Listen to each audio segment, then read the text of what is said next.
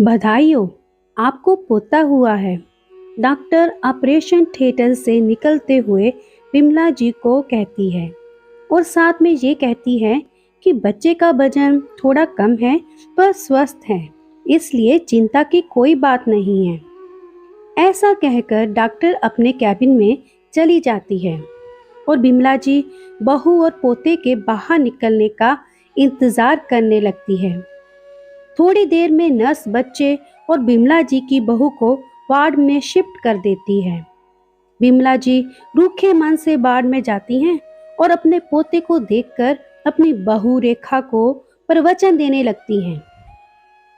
मैंने कहा था ना बहू, कम खाया कर, अब देख ले इसका नतीजा। पाव किलो का बच्चा निकला है इतने बड़े पेट से। अपनी जीभ के स्वाद के चक्कर में मेरे पोते का विकास होने तक नहीं दिया तूने। देख तो कैसे चूहे के छोटे बच्चे जैसा हुआ है, ना हाड़ है ना मांस है। अब पता नहीं कैसे पलेगा ये। प्रसव पीड़ा के बाद के दर्द को सहती रेखा को विमला जी कटाक्ष करते हुए बोली जा रही थी। ऐसे नाजुक घड़ी में विमला जी की जली कटी बातें रेखा को चुभ जाती हैं और आंखों के कोर गीले हो जाते हैं। पर अभी ऐसी हालत में उसे कुछ भी बोलना सही नहीं लगा, इसलिए मन ही मन सोचने लगी। 9 महीने उसने कैसे काटे ये उसे ही पता था। कितना कठिन था ये 9 महीनों से वही जानती है। पूरे 9 महीने उल्टियां ही करती आई थी। जो कुछ भी खाती वो उल्टी के माध्यम से बाहर निकल जाता था और दिन भर जी मचलता वो अलग।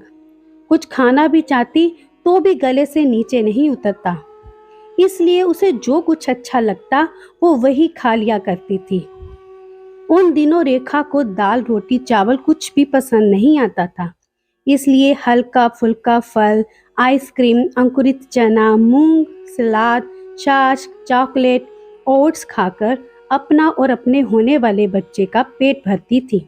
एक तो जेठ की भीषण गर्मी और ऊपर से ये प्रेगनेंसी रेखा के लिए काफी कठिनाइयों भरा था। ऐसे भी साधारण अवस्था में जो लोग, उन्हें भी इस जेठ की गर्मी में अन्न चावल रोटी खाना पसंद नहीं आता और रेखा तो पेट से थी तो उसके लिए तो और मुश्किल भरा समा था।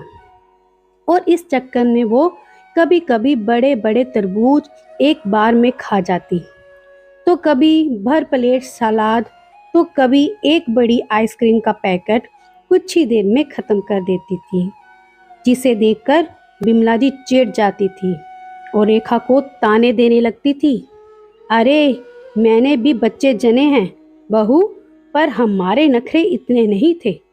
जो मिलता था खा लेते थे। और हाँ, तेरी दादी सास तो इतना सा खाना देती थी, फिर भी हमारे बच्चे 3.5-4 किलो के होते थे। तेरे जैसे नहीं, इतना खा लिया और बच्चे को दबा दिया।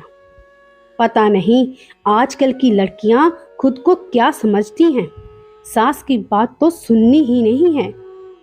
दिन भर अचरा कचरा बाजारू चीजें खाएगी तो ऐसे ही बच्चे पैदा होंगे ना।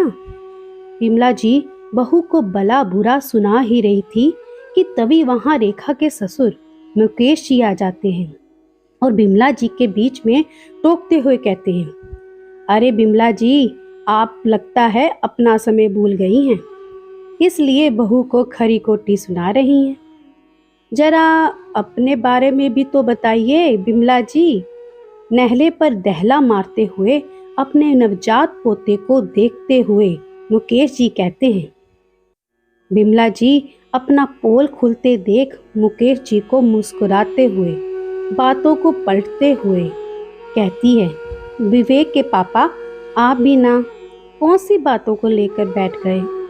देखिए तो अपना पोता कितना प्यारा है, कितना सुंदर है।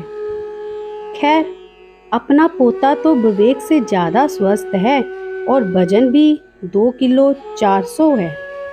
ऐसा कहकर मुकेश जी बिमला जी की तरफ देखते हुए कहते हैं, क्यों बिमला जी, सही कह रहा हूँ ना। आप तो घर का शुद्ध खाना खाती थी, फिर क्यों हो गया था ऐसा बिमला जी। मुकेश जी की बातें बिमला जी को खुद की ही नज़रों में दोषी बनाने के लिए काफ़ी थे। इसलिए वो बहू से नजरें चुराकर अपने पोते को संभालने में व्यस्त हो जाती है और रेखा के चेहरे पर मुस्कान की रेखा खींच जाती है। तो कैसी लगी आपको ये शिक्षादायक प्रेरणादायक कहानी? अपने विचार कमेंट बॉक्स में ज़रूर दीजिएगा।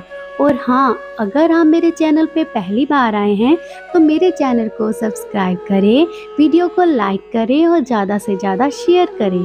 फिर मिलेंगे ऐसी ही अच्छी कहानी के साथ। तब तक के लिए विश्राम। धन्यवाद। जय हिंद।